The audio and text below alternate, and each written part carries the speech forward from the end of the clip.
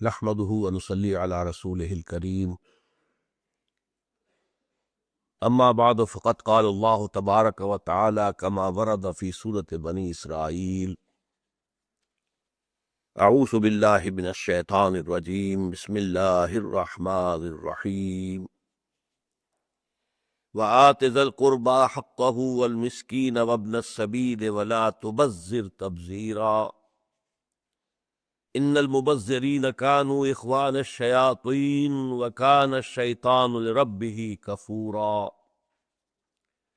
وإما تعرضن عنهم ابتغاء رحمة من ربك ترجوها فقل لهم قولا ميسورا ولا تجعل يدك مغلولة إلى عنقك ولا تبسطها كل البسط فتقعد ملوما محسورا ان ربك يبسط الرزق لمن يشاء ويقدر انه كان بعباده خبيرا بصيرا ولا تقتلوا اولادكم خشية املاق نحن نرزقهم واياكم ان قتلهم كان خطئا كبيرا صدق الله العظيم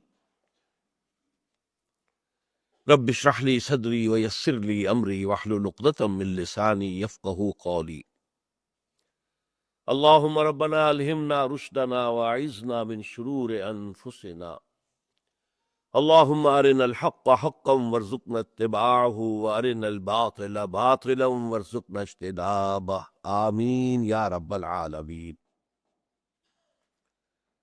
سورہ بنی اسرائیل کے تیسرے اور چوتھے رکوع کے بارے میں آپ سے عرض کر چکا ہوں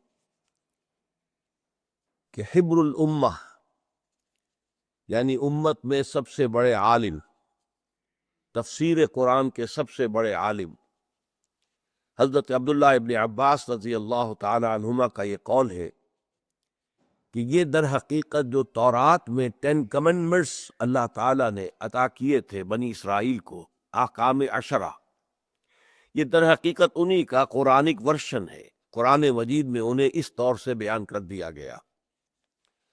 اس میں پہلی بات ہم دیکھ چکے کہ شرک مت کرو، وَقَضَىٰ رَبُّكَ أَلَّا تَعْبُدُوا إِلَّا إِيَّاهُ، یہ تو پہلی بات ہے۔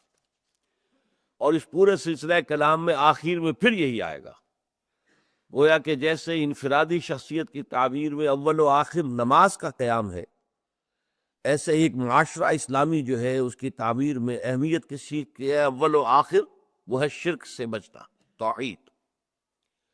اس کے بعد اللہ تعالیٰ کے حق کے فوراً بعد قرآن مجید میں متعدد مقامات پر جو حق آیا ہے والدین کا، گویا کہ یہاں فلسفہ ہے ادائے حقوق کا۔ عام طور پر دنیا میں آج کل زیادہ رواج ہے مطالبہ حقوق، ہمارے حق ادا کیے جائیں، اپنے حقوق کے لیے مطالبہ کرنا، ڈیمانسٹریشنز کرنے، کوئی اور مظاہرے کرنے۔ قرآن مجید زیادہ زور دیتا ہے ادائے حقوق پر، اور یہ اصل میں بیلنس ہے۔ ایک کا جو حق ہے کسی پر وہ دوسرے پر حق بن جاتا ہے ادا کرنے کے اعتبار سے۔ اس پہلو سے قرآن زور دیتا ہے کہ تم ان حقوق کی ادائیگی کی فکر کرو جو تم پر عائد ہوتے ہیں۔ اگر تمہارا کوئی حق کسی کے ذمہ رہ گیا، اس نے ادا نہ کیا، تو اللہ تعالیٰ کے ہاں کمپنسیشن ہو جائے گی، اس کی نیکیاں تمہیں مل جائیں گی، یا تمہارے گناہ اس کے حساب میں درج ہو جائیں گے۔ You stand to lose nothing۔ اگر کسی نے آپ کا حق مارا ہے تو کوئی بات نہیں ہے، اس لیے کہ تمہارا کوئی نقصان نہیں ہے۔ وہ حق اگر یہاں نہیں ملا ہے تو آخرت میں مل جائے گا۔ البتہ اگر تمہارے ذمے کسی کا کوئی حق رہ گیا تو یہ بڑی تباہی کی بات ہوگی، پھر تمہاری نیکیاں ان کو دے دی جائے گی یا ان کے گناہ تمہارے پلڑے میں ڈال دیے جائے گے۔ اس لیے ادائے حقوق پر زیادہ زور ہے۔ اللہ کے حق کے بعد سب سے بڑا حق میں برس کر چکا ہوں والدین کا ہے، اور اس میں بھی سورہ لقمان کی آیات کے حوالے سے، سورہ احقاف کی آیات کے حوالے سے بات سامنے آ چکی ہے کہ والدہ کا حق 3 درجے فائٹ ہے والد کے مقابلے میں۔ اس میں جو ایک بات ہوئی تھی کہ بسا اوقات والدین جب بڑھاپے کو پہنچ جاتے ہیں تو ان میں بچوں کی طرح ضد کرنے کی عادت پیدا ہو جاتی ہے۔ یہ جیسا کہ قرآن مجید میں آیا ہے وَمَن نُعَمِّرْهُ نُنَكِّسُ فِي الْخَلْقِ، تو یہ ایک کیفیت ہو جاتی ہے، وہ ضد کرتے ہیں، بعض اوقات غلط بات پر ضد کرتے ہیں۔ تو اس صورت میں ان کی بات رد کر دینا، اگرچہ وہ بھی ہونا چاہیے شائستگی کے ساتھ، ابا جان یہ کام میں نہیں کر سکتا، لیکن اس پر اپنے دل میں کوئی گھٹن محسوس نہ کریں کہ یہ تو اللہ تعالیٰ کے ہاں پکڑ ہو جائے گی، نہیں۔ ان تکونوا صالحین ربکم اعلم بما فی نفوسکم ان تکونوا صالحین فانہ کان للأوابین غفورا۔ اور یہ ہے کہ اگر تمہارے دل کے اندر کوئی بری بات نہیں ہے، تم دل سے چاہتے ہو والدین کی خدمت بھی اور والدین کے ساتھ حسن سلوک بھی، لیکن اب وہ کسی ایسی بات پر جو ہے اڑ گئے ہیں کہ جو درست نہیں ہے، مناسب نہیں ہے، تو اس کو رد کر دینے میں کوئی قباحت نہیں ہے، اللہ تعالیٰ کے ہاتھ تم پر کوئی بوجھ نہیں آئے گا۔ اس میں دو مزید باتوں کا اضافہ کر لیجیے۔ ایک یہ ہے کہ قرآن مجید میں کئی مواقع پر آ گیا ہے کہ اگر والدین شرک پر مجبور کریں تو ان کا کہنا مت مانو، گویا کہ وہ اپنے حدود سے تجاوز کر کے اب اللہ کے حد پر ڈاکہ ڈال رہے ہیں، تو اللہ کا حق فائق ہے۔ وَإِن جَاهَدَاكَ عَلَىٰ أَن تُشْرِكَ بِي مَا لَيْسَ لَكَ بِهِ عِلْمٌ فَلَا تُطِعْهُمَا۔ اگر وہ دونوں تم سے جھگڑے کہ تم میرے ساتھ شریک ٹھہراؤ کسی ایسی ہستی کو جس کے لیے تمہارے پاس کوئی علم نہیں، دلیل نہیں، تو ان کا کہنا مت مان۔ یہ سورہ لقمان میں ہے، اور سورہ عنکبوت میں آیا وَإِن جَاهَدَاكَ لِتُشْرِكَ بِي مَا لَيْسَ لَكَ بِهِ عِلْمٌ فَلَا تُطِعْهُمَا۔ بات ایک یہ ہے، صرف ایک حرف جار کا فرق ہے، اعلیٰ اور لے کا، لام کا۔ تو ایک تو یہ بات، اس سے آگے کی ایک بات بھی ہے، سورہ نساء میں آیا ہے صاف طور پر، واضح طور پر، یا ایھا الذین آمنوا کونوا قوامین بالقسط شہداء للہ ولو علی انفسکم او الوالدین والاقربین۔ اہل ایمان تمہارے ذمہ یہ ہے کہ تم عدل و انصاف کے علمبردار بن کر اللہ کی گواہی دینے والے بن کر کھڑے ہو جاؤ۔ اب اگر کوئی بات ایسی ہے، عدل و انصاف کا کوئی تقاضا ایسا ہے جو تمہارے اپنے خلاف جا رہا ہے، تب بھی تمہیں عدل اور انصاف کا اعلان کرنا ہے، چاہے اس سے تمہارے اوپر آنچ آ رہی ہو۔ یا وہ کوئی تقاضا ایسا ہے جو والدین کے خلاف جا رہا ہے، تب بھی تمہیں عدل و انصاف کا ساتھ نہیں چھوڑنا ہے، والدین کا معاملہ جو ہے اس کو سامنے رکھتے ہوئے آپ ناانصافی کریں، غلط معاملہ کریں، غلط فیصلہ نہیں، یہ جائز نہیں ہوگا۔ تو یہ لیمیٹیشنز ہیں اس کی۔ ادب اپنی جگہ ہے، ان کے ساتھ حسن سلوک اپنی جگہ ہے، گفتگو میں عاجزی اختیار کرنا، اپنے کندھے جھکا کر رکھنا، کسی بات سے انکار کرنا تو بھی بہت ہی لجاجت کے ساتھ، ابا جان یہ میں نہیں کر سکتا، میری مجبوری ہے، امی جان یہ میرے لیے ممکن نہیں ہے۔ یہ چیزیں جو ہے، انداز تو اس کے اندر جو ہے یقیناً درستی کا نہیں ہونا چاہیے، ولا تنہرہما۔ لیکن یہ کہ میں نے تین باتیں آپ کے سامنے عرض کر دی ہیں کہ ان تین باتوں میں والدین کی مخالفت کرنی پڑے تو اس کا اندر تمہارے اوپر کوئی الزام نہیں آئے گا، اللہ تعالیٰ کی طرف سے کوئی پکڑ نہیں ہوگی۔ اب ایک اسلامی معاشرے میں اس کے بعد مسئلہ آتا ہے، اس معاشرے کی جو توسیع ہوتی ہے، ایک خاندان، والدین، اولاد، اب اس سے آگے یہ خاندان بڑھتا ہے تو قرابت دار، رشتہ دار، برادری کے لوگ، اور ادائے حقوق کا معاملہ جو ہے اب آگے بڑھے گا۔ چنانچہ یہاں فرمایا وَآتِ ذَا الْقُرْبَى حَقَّهُ، اور قرابت دار کو اس کا حق ادا کرو۔ یہاں پہ خاص طور پر نوٹ کیجئے کہ لفظ حق آیا ہے، تم اسے خیرات نہ سمجھو، تم یہ نہ سمجھو کہ یہ تم در حقیقت کوئی بڑے حاتم طائی کی قبر کو لات مار رہے ہو کہ تم نے اپنے رشتہ دار کے ساتھ حسن سلوک کیا، اس کی مدد کی، اس کے ساتھ تعاون کیا، نہیں، یہ اس کا حق ہے جو تمہیں دینا۔ تم ادائے حقوق کی فکر کرو۔ وَآتِ ذَا الْقُرْبَى حَقَّهُ، قرآن مجید میں دو جگہ آیا ہے، ان فی اموالہم حق معلوم للسائل والمحروم وفی اموالہم حق للسائل والمحروم۔ سائل جو ہے مانگنے والا، محروم جو ہے معاشرے کے اندر پیچھے رہ گیا ہے، ضروریات اس کی جو ہے پوری نہیں ہو رہی، تو ان کا حق ہے، جو بھی صاحب ثروت لوگ ہیں جنہیں اللہ تعالیٰ نے ان کی ضرورت سے زائد دے رکھا ہے، ان کے ذمے واجب الادا ہے، ان کا حق ادا کرو۔ اور یہ جو معاملہ ہے، جیسے کہ والدین کا معاملہ میں نے آپ کو نوٹ کرایا سورہ بقرہ میں، سورہ نساء میں، کہ توحید کے ذکر کے فوراً بعد والدین کا ذکر ہے، اسی طریقے سے والدین کے بعد پھر قرابت دار، یتیم اور مسکین۔ یہ سورہ بقرہ، وَإِذْ أَخَذْنَا مِيثَاقَ بَنِي إِسْرَائِيلَ لَا تَعْبُدُونَ إِلَّا اللَّهَ وَبِالْوَالِدَيْنِ إِحْسَانًا وَذِي الْقُرْبَى وَالْيَتَامَى وَالْمَسَاكِينِ۔ وہاں پر بھی ہم دیکھتے ہیں کہ بنی اسرائیل سے جو ہم نے عہد لیا تھا، اللہ تعالیٰ فرما رہے ہیں وہ کیا تھا نمبر ایک وہی توحید اور شرک کا معاملہ، لا تعبدون الا اللہ، ہرگز نہیں پوجو گے اللہ کے سوا کسی کو، وبالوالدین احسانا، والدین کے ساتھ حسن سلوک، وذی القربى والیتامى والمساکین، اور والدین کے ساتھ ہی قرابت دار بھی اور یتیم بھی اور مسکین بھی۔ اسی طریقے سے سورہ نساء کے اندر آیا ہے وَاعْبُدُوا اللَّهَ وَلَا تُشْرِكُوا بِهِ شَيْئًا، آیت نمبر 36 ہے یہ، اللہ کی بندگی کرو اور اس کے ساتھ کسی شے کو شریک نہ ٹھہراؤ، وَبِالْوَالِدَيْنِ إِحْسَانًا وَبِذِي الْقُرْبَى وَالْيَتَامَى وَالْمَسَاكِينِ وَالْجَارِ ذِي الْقُرْبَى وَالْجَارِ الْجُنُبِ وَالصَّاحِبِ بِالْجَنبِ وَابْنِ السَّبِيلِ وَمَا مَلَكَتْ أَيْمَانُكُمْ۔ یہاں اس حکم کی توسیع جو ہے بہت کر دی گئی ہے، اور یہ کہ قرابت دار کو بھی اس کا حق ادا کرو، اور یتیموں کو اور مساکین کو، وہ لوگ جو کم ہمتی کے مرض کا شکار ہو جائے، کم ہمت، وہ اپنے پاؤں پر کھڑے نہیں ہو پا رہے، والجار ذی القربہ، پھر وہ پڑوسی کے جو قرابت دار بھی ہے، رشتہ دار بھی ہے، پڑوسی بھی ہے، دوہرا معاملہ ہو گیا، والجار الجنوب، اور وہ پڑوسی بھی کہ جو اجنبی ہے، رشتہ دار نہیں ہے، آپ کے کنبے قبیلے سے تعلق نہیں رکھتا، وہ اجنبی ہے، لیکن پھر بھی پڑوسی ہونے کی بنا پر اس کا حق ہے، والصاحب بالجنب، اور ایک پڑوس ایسا ہوتا ہے جو بہت عارضی ہوتا ہے، آپ بس میں سفر کر رہے ہیں تو کوئی شخص آپ کے برابر کی سیٹ پر بیٹھا ہوا ہے، وہ آپ کا پڑوسی بن گیا، یہ آپ کے ساتھ بیٹھا ہوا شخص جو ہے یہ عارضی طور پر یہ آپ کا پڑوسی بن گیا، وابن السبیل، اور مسافر کو، وما ملکت ایمانکم، اور جو بھی تمہارے جو ملک یمین ہے، جو تمہاری ملکیت ہے، ان کو بھی حق ادا کرو جو اللہ تعالیٰ نے تمہارے مال میں ان کا رکھ دیا ہے۔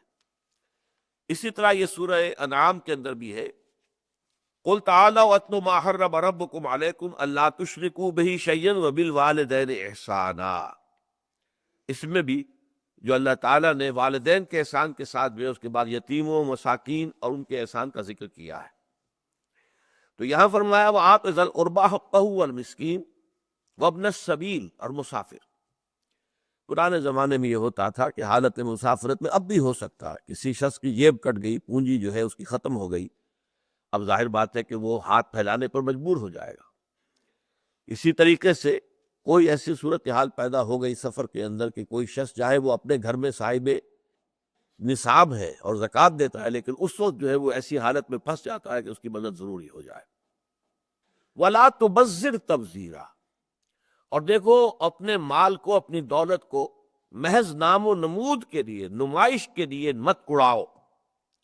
یہ ذرا نوٹ کر لیجئے تبذیر اور اسراف میں کیا فرق ہے۔ اسراف یہ ہے کہ صحیح ضرورت کی جگہ پر ضرورت سے زیادہ خرچ کیا جائے۔ اب آپ کو زندہ رہنا ہے تو خوراک تو چاہیے، آپ کو غذا چاہیے، وہ غذا جو ہے ایک سالن روٹی کے ساتھ بھی گزارا ہوتا ہے، آپ نے دو دو تین تین چار چار ڈشز تیار کی، یہ اسراف ہے۔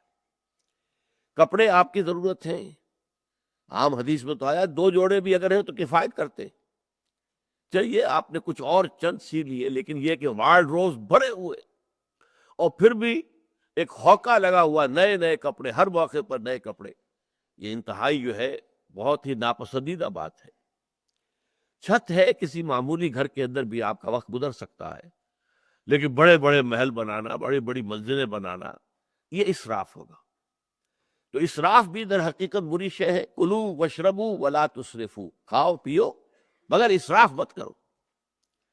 لیکن اس سے آگے کی شے ہے وہ تبذیر ہے، بغیر کسی حقیقی ضرورت کے، صرف اپنے نام اور نمود اور نمائش کے لیے، تاکہ آپ کی دولت کا اظہار ہو جائے، لوگوں پر دھوس جم جائے، لوگوں کے اوپر جو ہے غلبہ اور رعب قائم ہو جائے، یہاں جو پیسہ خرچ کرنا یہ تبذیر ہے۔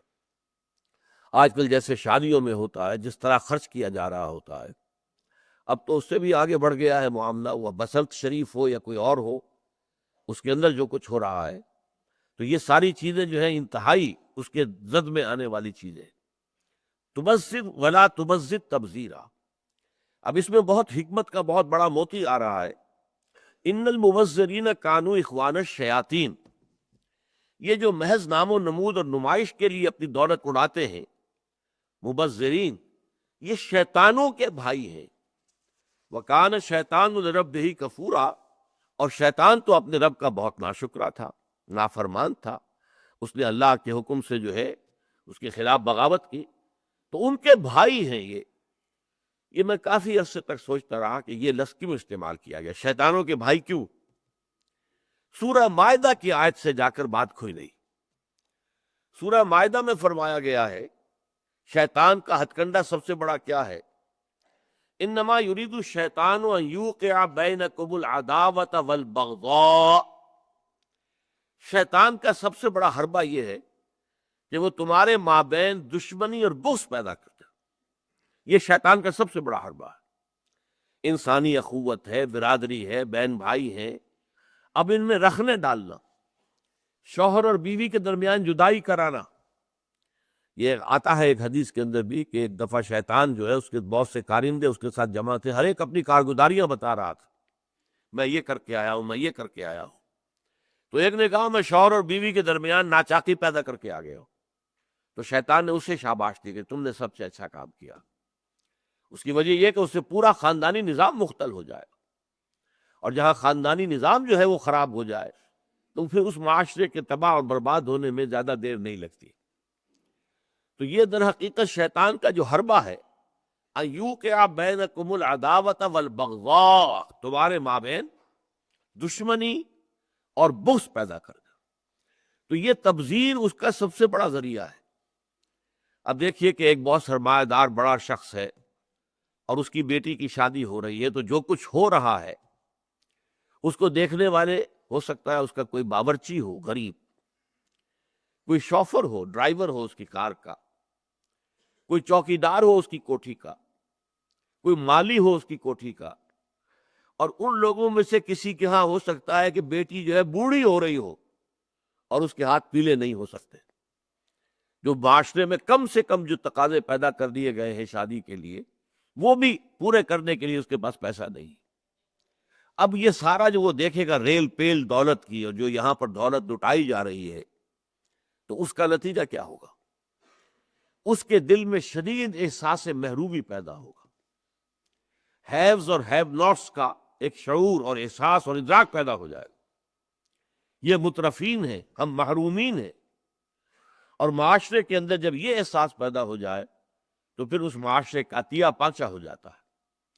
اس لیے شیطان کا جو عمل ہے کہ لوگوں میں بغض اور عداوت پیدا کر دیا جائے، تو تبذیر کے نتیجے میں بھی وہی شے حاصل ہوتی ہے. ان المبذرین کانوا اخوان الشیاطین وکان الشیطان لربہ کفورا. ہمیں تو یہاں تک حضور نے حکم دیا ہے کہ تم اگر اپنے بچوں کے لیے پھل لے کر آؤ تو یا تو پڑوس کے بھی بچوں کے لیے وہ پھل بھیجو ان کے گھر کے اندر. اور یہاں اگر تمہارے پاس اتنی ہی صرف مقدرت تھی کہ اپنے بچوں کے لیے کچھ لے آئے ہو، اس سے زیادہ کا امکان ہی نہیں تھا، تو یہ ضرور اہتمام کرو کہ ان کے چھلکے یا ان کی گٹھلیاں، آم آئے ہیں گھر میں تو آم کے چھلکے اور گٹھلیاں تو اپنے دروازے کے باہر نہ ڈالنا. تمہارے پڑوسی کے بچے دیکھیں گے کہ ان کے گھر میں آج آم آئے، انہوں نے آج آم کھائے اور ہمیں یہ میسر نہیں ہے. تو وہ احساس محرومی کا داغ ان کے اندر جو پیدا ہوگا وہ دلوں کو پھاڑ دینے والا ہے. یہ اور ہیں، ہم اور ہیں. من دیگرم تو دیگری، تم اور ہو ہم اور ہیں. ہم کوئی ایک امت کے لوگ نہیں ہیں.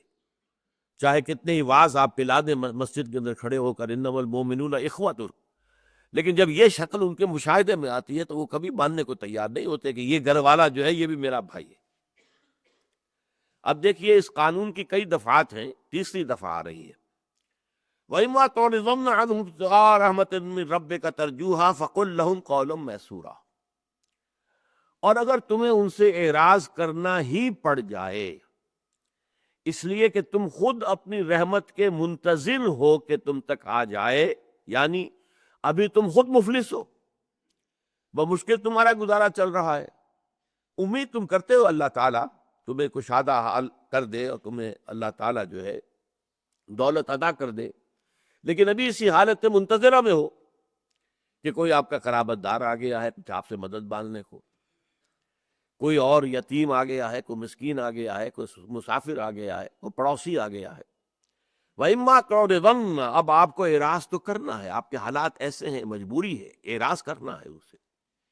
وَإِمَّا تُعْرِضَنَّ عَنْهُمُ ابْتِغَاءَ رَحْمَةٍ مِّن رَّبِّكَ، اپنے رب کی رحمت کے تم خود ابھی منتظر ہو، ابھی اس کے لیے انتظار کر رہے ہو، ترجوہا جس کا کہ تمہیں امید ہے کہ آئے گی، فقل لہم قولا میسورا، تو وہ سائلین جو آئے ان سے بات نرمی کے ساتھ کرو، جھڑکو نہیں۔ وَأَمَّا السَّائِلَ فَلَا تَنْهَرْ، سورۃ الضحیٰ کی آخری آیت ہے، اما السائل فلا تنہر واما بنعمت ربک فحدث، آخری ہے، لیکن اس سے پہلے اما السائل فلا تنہر، کسی سائل کو جھڑکنے کی اجازت نہیں ہے، سخت سست کہنا، برا بھلا کہنا، اس کی اجازت نہیں۔ آپ معذرت کریں، اعراض کریں، ٹال دیں، بھلے طریقے سے، اچھے انداز میں۔ ولا تجعل یدک مغلولۃ، ایک اور دفعہ اس خیر کے معاملے میں بھی انتہا پسندی صحیح نہیں ہے۔ کسی وقت انسان کا جذبہ اتنا جو ہے مشتعل ہو جاتا ہے، اپنی ساری دولت میں غریبوں میں تقسیم کر دوں، خود خالی حق ہو جاؤں، کوئی پرواہ نہیں، یہ جذبہ ہے۔ یہ جذبات جو ہے وہ اندھے ہوتے ہیں، وہ نتائج اور عواقب کو نہیں دیکھتے، وہ تو فی الفور جو مسئلہ ان کے ذہن میں آ گیا ہے اس کو کر لیتے۔ تو قرآن اور حدیث کی بھی، حضور کی بھی، سنت کی بھی یہ تلقین ہے کہ اس معاملے میں بھی ایک بڑے توازن کی ضرورت ہے۔ والذین اذا انفقوا لم یسرفوا ولم یقتروا وکان بین ذلک قواما، یہ ہم سورہ فرقان کے آخری رکوع میں پڑھ چکے ہیں۔ وہ لوگ کہ جب خرچ کرتے ہیں تو نہ بخل سے کام لیتے ہیں اور نہ اسراف کرتے ہیں، بلکہ اس کے بین بین رہتے ہیں۔ اسی طرح صدقہ اور خیرات میں لوگوں کے تعاون اور امداد کے اندر بھی ایک درمیانی روش ہو۔ لا تجعل یدک مغلولۃ الی عنقک، نہ کر لو اپنے ہاتھ کو بندھا ہوا اپنی گردن کے ساتھ۔ یہ گویا کہ وہاں بخل کے لیے استعارہ تھا کہ اس کا ہاتھ تو بندھا ہوا ہے، ہاتھ آدمی کا کھلا ہوتا ہے تو کسی کو دے گا نا، جس کے ہاتھ بندھے ہوئے گردن کے ساتھ وہ کیا دے گا کسی کو؟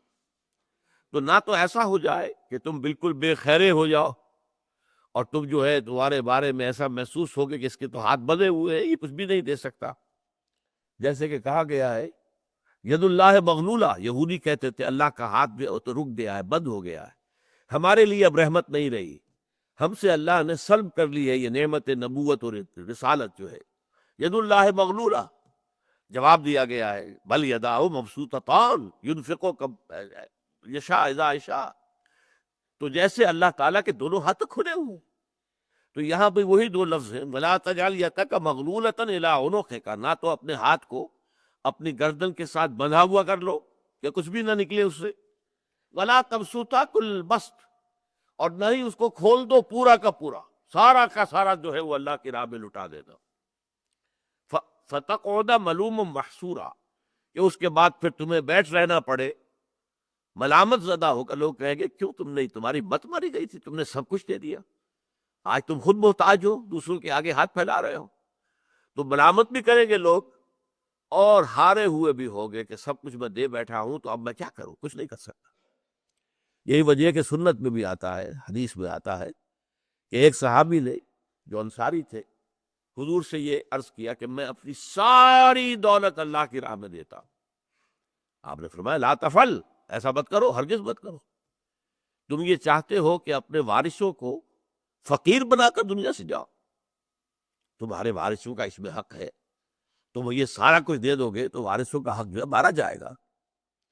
انہوں نے کہا اچھا میں آدھا دیتا ہوں، آدھا رکھتا ہوں۔ فرمایا نہیں، آدھا بھی بہت زیادہ ہے۔ پھر انہوں نے عرض کیا اچھا میں ایک تہائی پیش کرتا ہوں۔ فرمایا ہاں ٹھیک ہے، تہائی تمہاری طرف سے قبول ہے۔ اور والثلث کثیر، تہائی بھی کوئی کم نہیں ہوتا، بہت بڑی شے ہے، تو یہ ہے عام قاعدہ۔ یہی وجہ ہے کہ ثلث میں ایک تہائی حصے میں انسان وصیت بھی کر سکتا ہے، اپنے مال کا ایک تہائی جو ہے اس کی حد تک وصیت کر سکتا ہے کہ فلاں نیکی کے کام میں فلاں کسی یتیم کو، فلاں کسی مسکین کو، بیوہ کو یہ مال دے دیا جائے۔ لیکن کسی وراثت کا جو حقدار ہو، وارث، اس کے لیے وہ وصیت نہیں کر سکتا، اور وصیت ہوگی بھی تو ٹوٹل جو مال ہے اس کے 1/3 کے اندر ایگزیکیوٹ ہوگی، اس سے زیادہ میں نہیں۔ چاہے آپ نے زیادہ آدھی کا کہہ دیا لیکن آدھی میں نہیں ہوگی، وہ تہائی کے اندر ایگزیکیوٹ ہوگی، اس کی تنفیذ جو ہے تہائی سے زیادہ نہیں ہوگی۔ تو یہ ہے ایک اعتدال کا معاملہ۔ البتہ اس میں دو چیزیں ذہن میں رکھیے، سچویشنز ہو سکتی ہے ایکسیپشنل اور پرسنز ہو سکتے ہیں ایکسیپشنل۔ مثلا ایک ہی واقعے کے اندر یہ دونوں چیزیں جمع ہیں۔ ایک بڑی ہی غیر معمولی صورتحال، ایکسیپشنل صورت تھی غزوہ تبوک کے وقت، جبکہ حضور نے اپنی عادت مبارکہ کے خلاف لوگوں سے کہا کہ لاؤ اب دو، اللہ کے راستے میں ضرورت ہے۔ آپ اس طریقے سے کبھی بھی جو ہے چندے کی اپیل کہہ لیجئے آج کی اصطلاح میں آپ کبھی نہیں کرتے تھے، لیکن اس موقع پر سلطنت روما کے ساتھ ٹکراؤ ہے، جانا ہے بہت سے کئی 100 میل جا کر سفر جو ہے، اور شدید گرمی کی حالت میں، لہذا اس میں آپ نے عام تقاضا کیا۔ اور پھر ایکسیپشنل انسان حضرت ابو بکر، ظاہر بات ہے ہر شخص ابو بکر نہیں ہوتا، وہ اپنا سب کچھ لے آئے گھر میں جھاڑو پھیر کر، تو حضور نے قبول فرما لیا۔ تو یہ ایک غیر معمولی شخص ابو بکر، اس کے بارے میں یقین ہے کہ اس پر کبھی پچھتاوا طاری نہیں ہوگا کہ یہ میں کیا کر بیٹھا، میں جذبات میں آ کے اپنا سب کچھ دے بیٹھا، خود فقیر ہو گیا، نہیں۔ تو شخصیت غیر معمولی، اور وہ اوکیزن بہت غیر معمولی ہے، وہ موقع ایسا ہے۔ تو اس موقع پر تو یہ ہوا ہے کہ حضور نے پورا جو بھی کچھ ان کے پاس تھا سب قبول کر لیا۔ عام حالات میں یہ نہیں ہے، عام حالات میں یہی ہے وَلَا تَجْعَلْ يَدَكَ مَغْلُولَةً إِلَىٰ عُنُقِكَ وَلَا تَبْسُطْهَا كُلَّ الْبَسْطِ فَتَقْعُدَ مَلُومًا مَحْسُورًا۔ نہ تو اپنے ہاتھ کو بالکل گردن کے ساتھ باندھ رکھو کہ کچھ بھی نہ دو، اور نہ یہ ہو کہ اس کو کھول دو، پورا کا پورا کھول دینا، پھر تمہیں بیٹھ ڈنگنا پڑے گا، الزامات بھی تم پر لگیں گے، لوگ جو ہے تمہارا مذاق بھی اڑائیں گے، تمہیں ملامت بھی کریں گے، اور تم تھکے ہوئے رہ جاؤ گے، کچھ تمہارے کیے بل یا نہیں۔ ان ربک یبسط الرزق لمن یشاء ویقدر انہ کان بعبادہ خبیرا بصیرا۔ اب دیکھیے ایک اور قانون آ رہا ہے۔ بسا اوقات ایسا ہوتا ہے کہ آپ اپنے کسی بھائی کی حالت جو ہے خستہ ہے، تو آپ چاہتے ہیں کسی طرح ٹھیک ہو جائے، کسی طرح یہ اپنے پاؤں پر کھڑے ہو جائے۔ آپ نے اسے لمپ سم امداد دے دی کہ بھائی لو یہ کاروبار اپنا شروع کرو، کھڑے ہو جاؤ پاؤں پر، یہ نہیں کہ میں تمہیں ہر مہینے کچھ دیتا رہا ہوں بطور خیرات، لو یہ لمپ سم میں دے رہا ہوں، کھڑے ہو جاؤ۔ لیکن اس کی کچھ صورت ایسی ہے، اس کا مزاج ایسا بگڑا ہوا ہے، اس کی عادتیں ایسی بگڑی ہوئی ہے کہ وہ رقم بھی ختم کر کے بیٹھ گیا، حالت پھر وہی کہ وہی فقیر کا فقیر۔ تو اب اس پر جو ہے بار بار یہ کرنے کے بعد پھر ایک پچھتاوا آتا ہے نا، خام خواہ اس کے حصے کے اندر جو ہے اس کے بارے میں یہ کچھ کر رہا ہوں، تو اس کے لیے پہلے سے فرما دیا کہ دیکھو یہ تمہارے اختیار میں نہیں ہے، یہ اللہ کا اختیار ہے۔ ان ربک یبسط الرزق لمن یشاء ویقدر، یہ آپ کے رب کا فیصلہ ہے، وہ جس کے لیے چاہتا ہے رزق کشادہ کر دیتا ہے، جس کے لیے چاہتا ہے تنگ کر دیتا ہے۔ اور بہت سے لوگ ایسے ہیں جن کے لیے رزق کی تنگی ہی مفید ہوتی ہے، اگر رزق کشادہ ہو جائے تو وہ بدماشیاں کرے گی، اللے تللے کرے گی۔ اس سے تو یہ ہے کہ اللہ تعالیٰ جو ہے انہیں صرف کتنا ہی دے کہ بس 2 وقت کی روٹی پوری ہو جائے، اور وہ کسی اور شے کے لیے جو ہے وہ اپنے ہاں پیسہ نہ رکھتے ہو اپنے پاس، وہ بہتر ہے ان کے لیے۔ دولت آئے گی تو خراب کام کرے گی۔ تو یہ اللہ کے علم پر ہے، اللہ کی مشیت پر ہے، اللہ کی حکمت پر ہے۔ ان ربک یبسط الرزق لمن یشاء ویقدر انہ کان بعبادہ خبیرا بصیرا، وہ اپنے بندوں سے باخبر ہے، بصیر ہے، دیکھ رہا ہے، ہر ایک کے ساتھ جو معاملہ وہ کر رہا ہے وہ اپنی حکمت کاملہ کے تحت کر رہا ہے۔ لہذا اس معاملے کے اندر تم اپنا فرض ادا کرو، بس تم کسی کی قسمت بدل نہیں سکتے، کسی کے حالات کو بدلنے پر تم قادر نہیں، ہاں اپنا فرض ادا کرو۔ وہ اگر فرض ادا کرنے سے اس کی حالت بہتر ہو جائے، اللہ کا شکر ادا کرو، نہیں ہو رہا ہے تو اس کے اوپر بھی کچھ پچھتانے کی اور جو پیچو آدمی جو ہے پھر وہ بہت زیادہ پیچ و تاب کے اندر مبتلا، وہ ٹھیک نہیں ہے۔ بارک اللہ لی ولکم فی القرآن العظیم ونفعنی وإیاکم بالآیات والذکر الحکیم۔